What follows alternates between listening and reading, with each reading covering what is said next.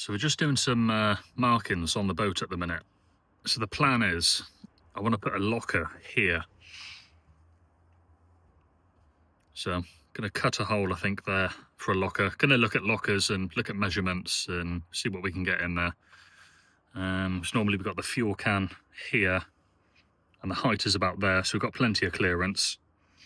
So just planning out and mapping what sort of locker we're going to have at the minute. I'm not sure, not too sure.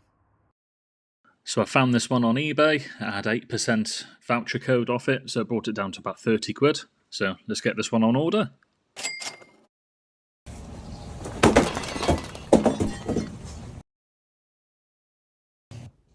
So the new inspection hatch arrived in one piece, luckily. So yeah, we're going to talk a bit more about why I need it. So we've got some big changes happening to the rib. I have the A-frame going on the back of the rib, being mounted to the transom. With that, I've got the navigation lights that are going onto the A-frame.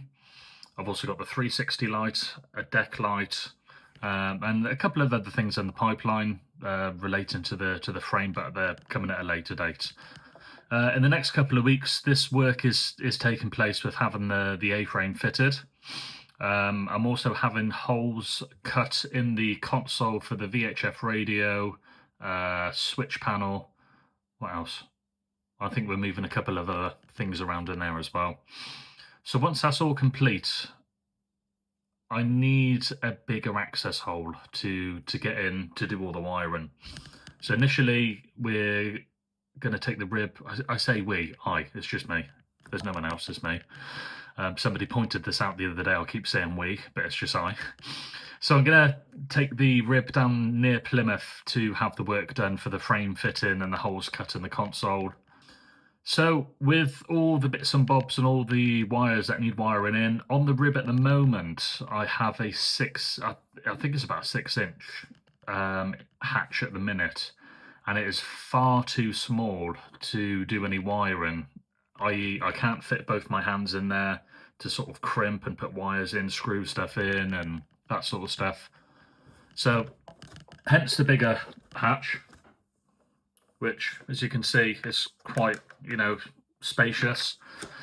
And also as well, I've got a lot of wasted space in the front of the console. So at the front of the rib where the steering wheel is, there's a lot of wasted space down below where the hatch on there at the moment is far too small to put anything in. If, I'm lucky to get a bottle of Coke in through there, if that. So when I'm going away and I want to put, say, my dry bag, my duffel bag, and my life jackets and all that sort of stuff into that hole, you have to sort of really stuff it through the hole.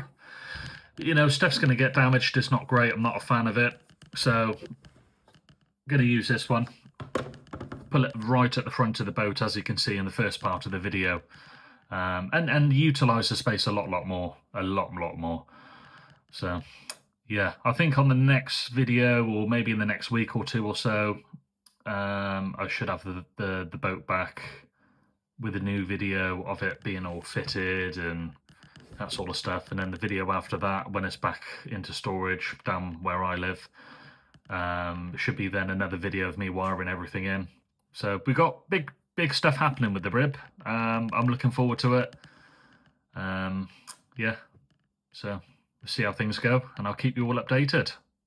I'll see you on the next one.